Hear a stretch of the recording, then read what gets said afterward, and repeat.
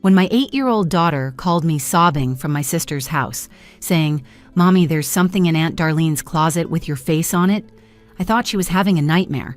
But what she found that day didn't just prove my innocence.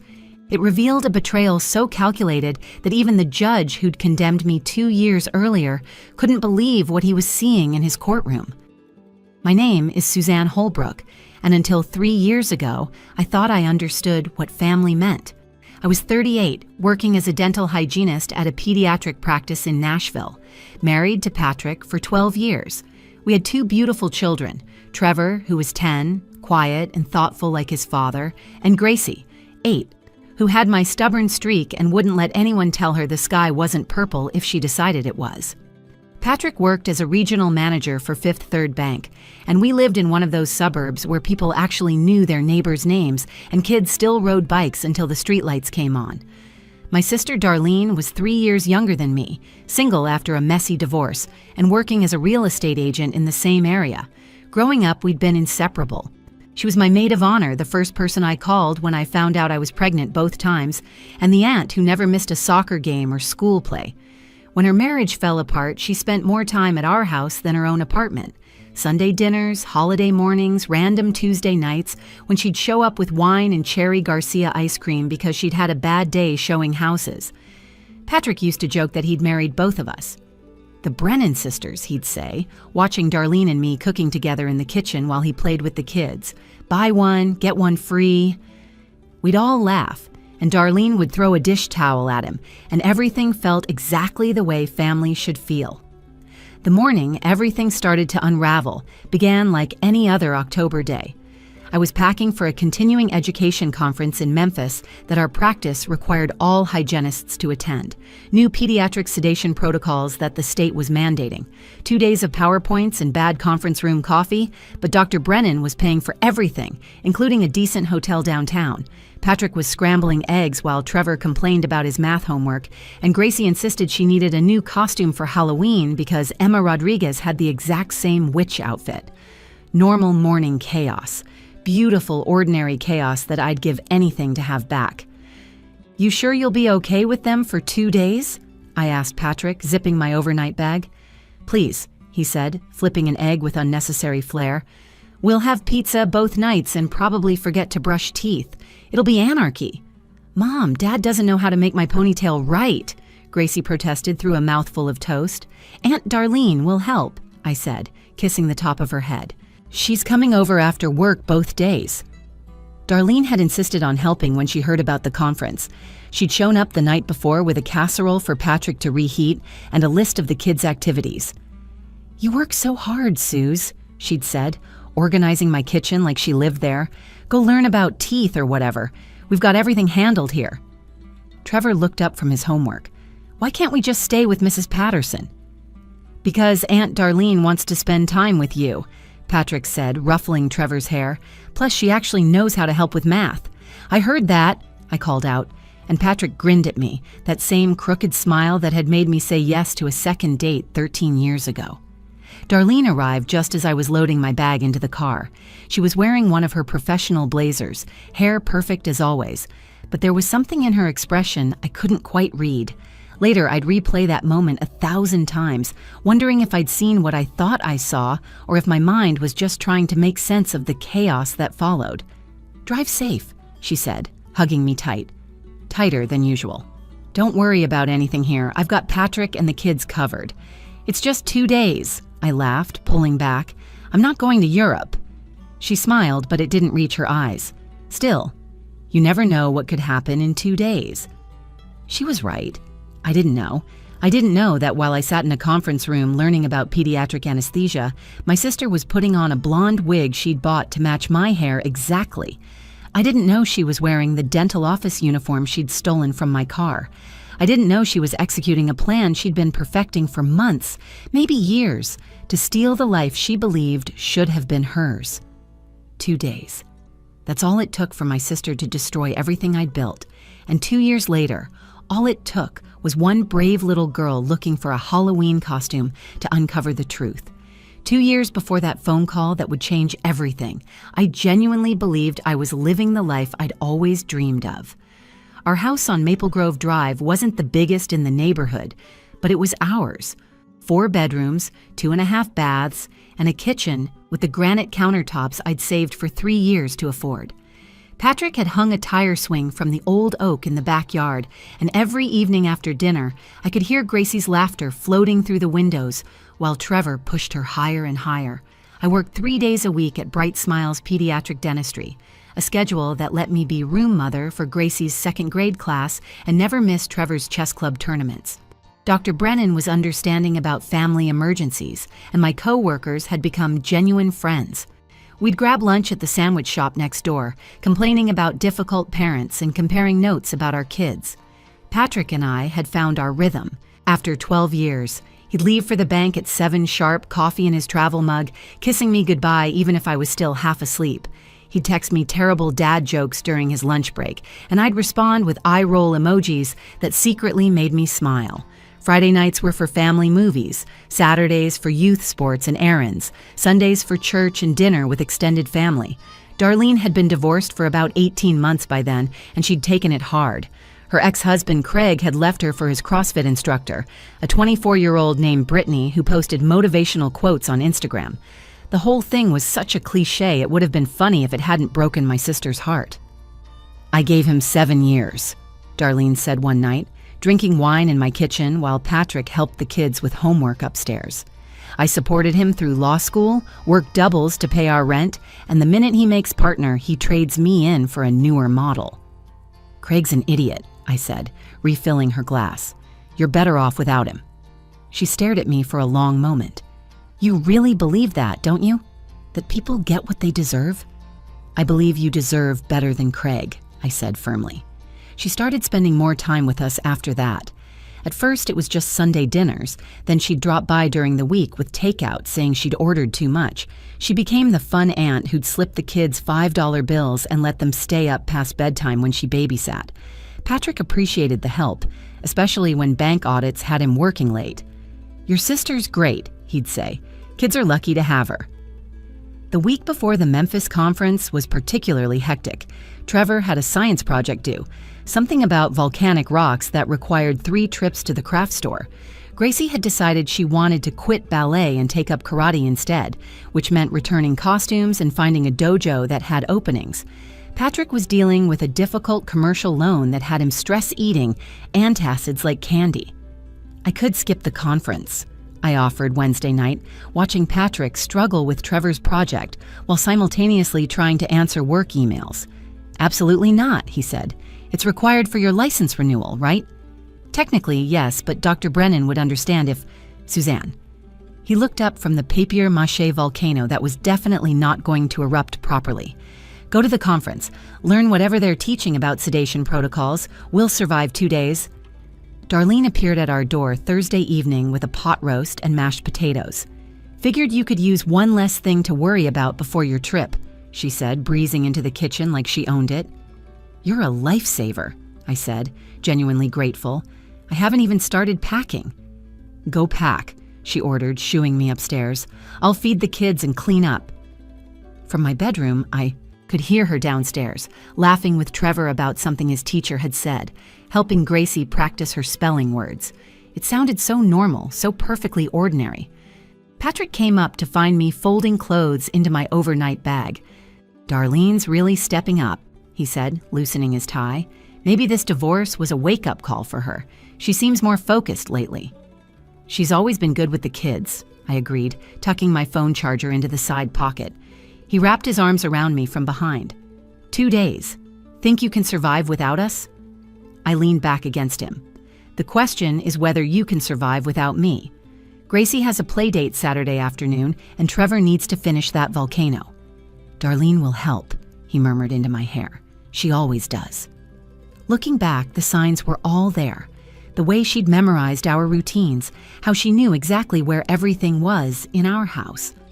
The comments that seemed innocent then but now felt like warnings. "Some people have all the luck, Suze."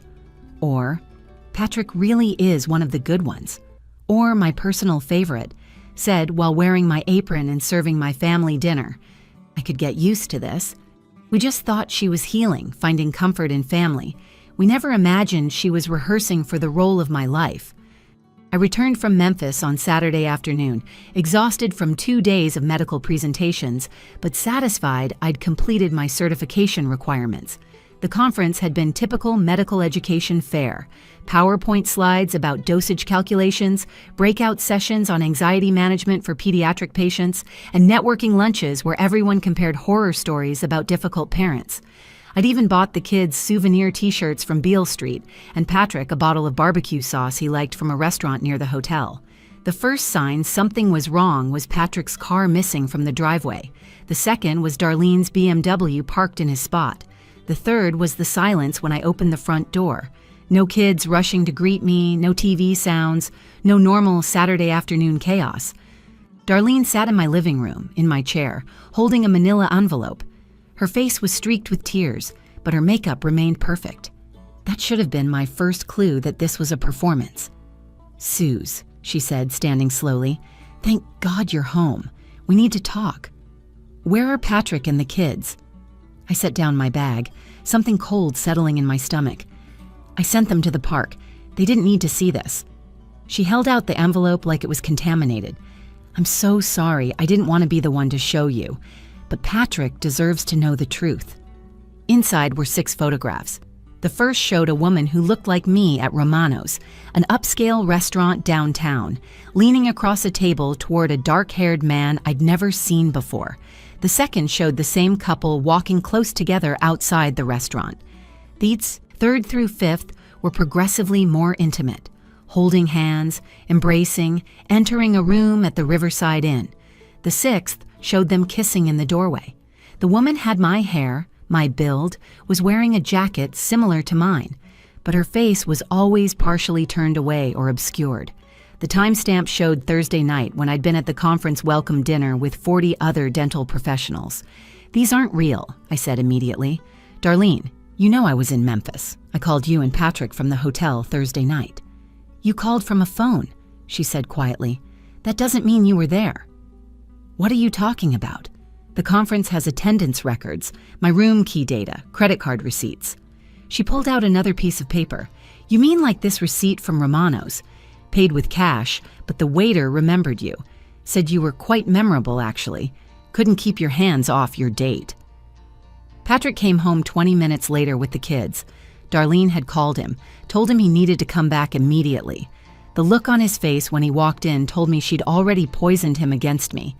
"Kids, go to your rooms," he said, his voice flat and cold. "Daddy, what's wrong?" Gracie asked, looking between us all. "Now, Gracie." After they went upstairs, Patrick wouldn't even look at me. He stood by the window, fists clenched, while Darlene explained how she'd accidentally seen me at Romano's when she was showing a house to clients nearby. How she'd followed me, hoping she was wrong. How she'd watched me go into that hotel room with another man. "I took the photos for proof," she said, crying harder now. "I didn't want to, but I knew you'd never believe me without evidence. Suze has always been so good at explaining things away." "Patrick," I said, moving toward him, "you know me. 12 years and you know me. I was at the conference. Call the hotel. Call Dr. Brennan. Call anyone who was there." "Darlene followed you Thursday night," he said, still facing the window. "She saw you leave the hotel, saw you meet him. Then she's lying." The desperation in my voice made me sound guilty even to myself. "Patrick, look at me, please." When he finally turned, his face was destroyed. "I called the hotel. You checked in Wednesday, but they have no record of you using your key Thursday night. No room service, no minibar charges, nothing." "Because I was at the conference dinner. It was included. I didn't need to charge anything to the room." "The conference that conveniently has no registration list available until Monday?" His voice broke. "How stupid do you think I am, Suzanne?" Darlene stood up, the perfect picture of a reluctant witness. "I'll leave you two to talk. Patrick, call me if you need anything. Anything at all." She hugged me on her way out, whispering in my ear, "I tried to protect you, but I can't lie for you anymore."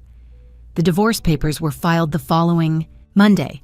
Patrick had already seen a lawyer, probably that same weekend. The speed of it told me this had been planned, orchestrated, but I was too shocked to see it clearly then.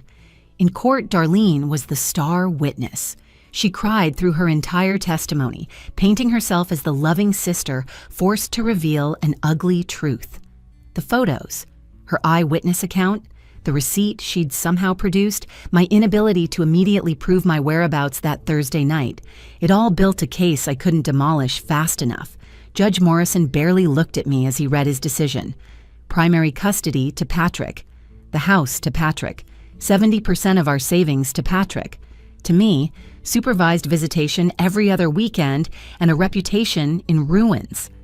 For 2 years after the divorce, I lived in a studio apartment above Chen's laundromat on the wrong side of Nashville. The washing machines ran until midnight, and the whole place smelled like fabric softener and industrial bleach. My bed was 3 feet from my kitchen stove, and I ate most of my meals standing at the counter, staring at the wall where I'd taped every photo I had of Trevor and Gracie.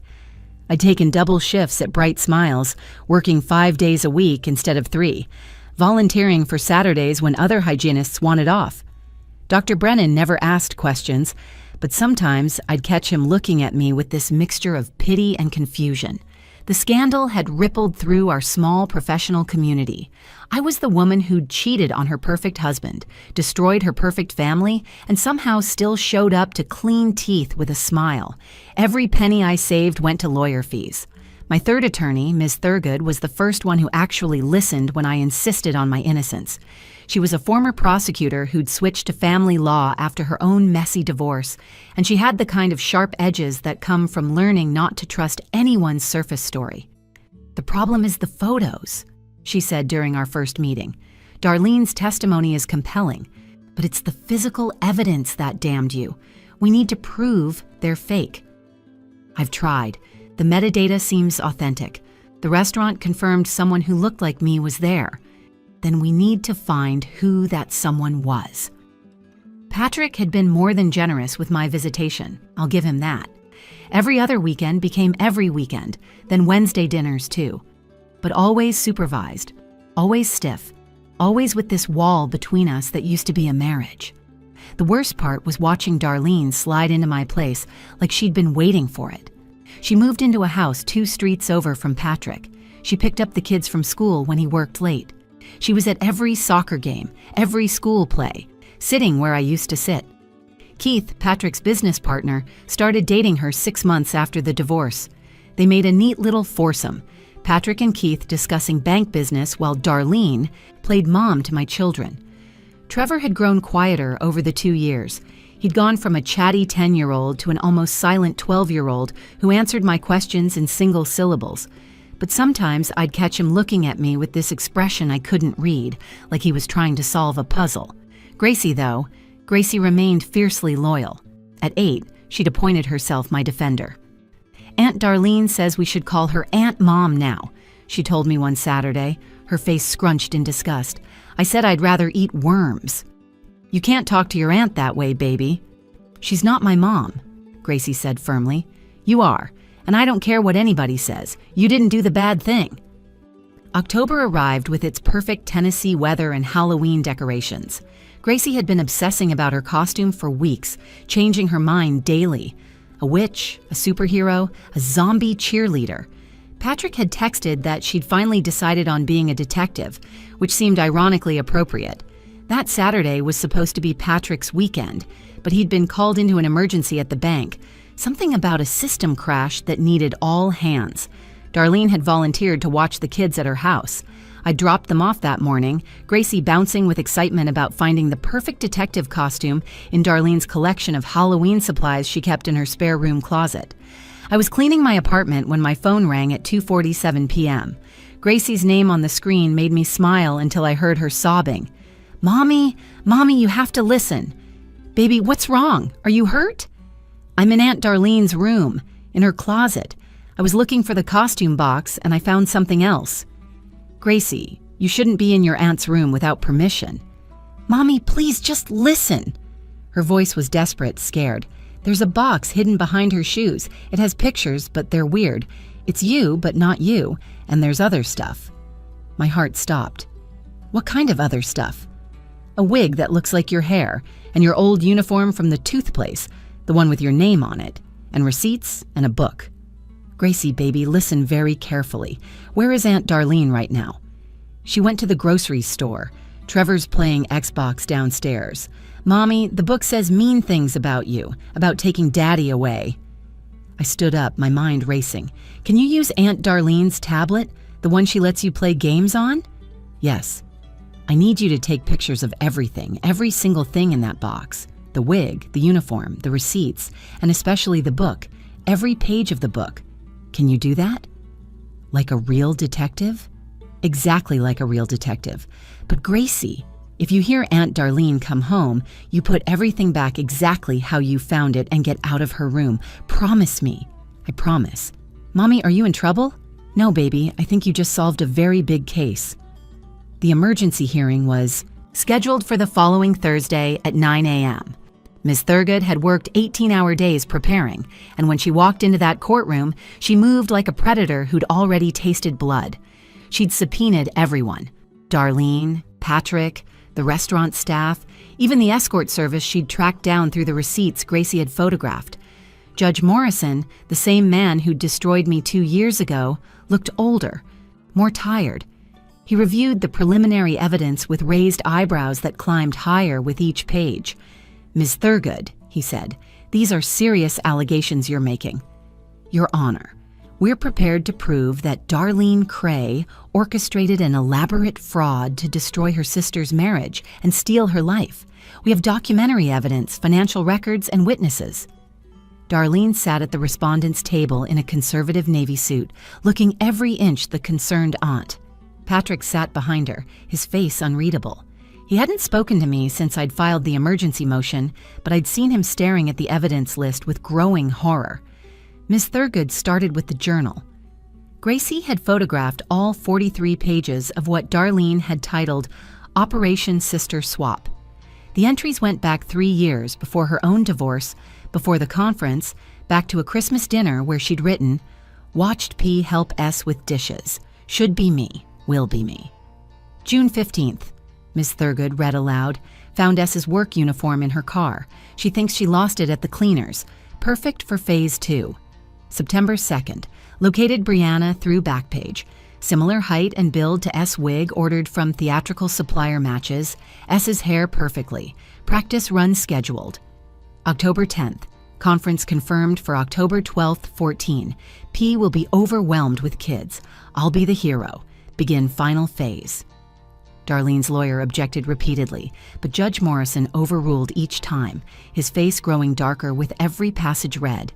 Then came the receipts, the wig purchase, the payment to Brianna Wells, an escort who specialized in role play and discretion. The dinner at Romano's paid in cash, but with a reservation under D. Cray, not S. Holbrook. The Riverside Inn room, booked with Darlene's credit card 3 weeks before the conference. Brianna Wells took the stand next. She was younger than I'd expected, maybe 25, with natural dark hair and tired eyes.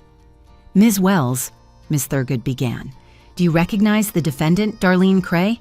Yes, she hired me for a job in October 2 years ago. What kind of job? She paid me $2,000 to wear a wig and clothes she provided, have dinner with a male escort she'd also hired, and let her photograph us together. She was very specific about angles, about keeping my face partially hidden. Did she say why? She said she was trying to catch her husband cheating by proving how easy it was to fake evidence. I thought it was weird, but the money was good and nothing illegal was happening. The courtroom erupted. Patrick's face had gone white. Darlene was shaking her head, mouthing lies, lies, lies, but no sound came out. The male escort testified next, confirming Brianna's story. The restaurant waiter admitted he'd been confused when shown my actual photo during the divorce proceedings, but assumed he'd been mistaken about which sister he'd seen. But the most devastating testimony came from Trevor. My 12-year-old son walked to the witness stand with his shoulders straight. He looked at me once, just once, and mouthed, "I'm sorry." "Trevor," Miss Thurgood said gently, "did you ever see anything unusual on the night your mother was at the conference?" "Aunt Darlene made me promise not to tell," he said, his voice cracking. "She said Mom would go to jail if anyone found out." "Found out what, Trevor?" That night, after Mom called from Memphis, Aunt Darlene left us with Mrs. Patterson next door. She said she had to get medicine for Gracie's stomach, but Gracie wasn't sick. She took Mom's car. She was wearing Mom's jacket and had a bag with her. What was in the bag? A wig. I saw it when she was leaving. It looked like Mom's hair. I thought it was for Halloween. Why didn't you tell anyone? Trevor looked at Darlene, then at his father. She said she was protecting our family. She said sometimes adults had to do hard things to protect children. She said if I told anyone, Mom would never be allowed to see us again. Patrick made a sound like he'd been punched. The bailiff had to steady him as he swayed in his seat. Judge Morrison called a recess. When we returned, Darlene was in handcuffs. "Miss Cray," the judge said, his voice like thunder. "I've seen many things in 30 years on this bench, but this level of calculated destruction, this manipulation of children, this perversion of justice itself is beyond comprehension. You're under arrest for perjury, fraud, conspiracy, and witness tampering." Then he turned to me. "Mrs. Holbrook, this court has failed you catastrophically. Every ruling in your divorce is hereby reversed. Full custody is returned to you immediately. All marital assets are to be redistributed equitably. This court also recommends you pursue both criminal and civil charges against Ms. Cray." Darlene screamed as they led her out. Not words, just pure rage. The mask had finally slipped, showing the sister I'd never known existed, the one who'd smiled at my children while plotting to steal their mother. The next 6 months were harder than the 2 years of exile. You'd think vindication would feel like victory, but mostly it felt like standing in the rubble of what used to be your life, holding the proof that the bomb was planted by someone you trusted most. Patrick stood on my apartment doorstep 3 days after the hearing, looking like he'd aged a decade. "I don't know how to apologize for something unforgivable," he said, staring at his shoes like a guilty child. "Then don't," I said simply. "We need to focus on Trevor and Gracie now. Suzanne, I believed her over you, my wife of 12 years, the mother of my children, and I believed your sister's lies without question." "She was good at it," I said, which was more grace than he deserved, but all I could manage. "She fooled everyone." "Not Gracie," he said, and for the first time he smiled sadly. "Our 8-year-old detective never doubted you for a second." We worked out a custody arrangement that put the kids first. They stayed in the house on Maple Grove with Patrick during the week to keep their school routine stable.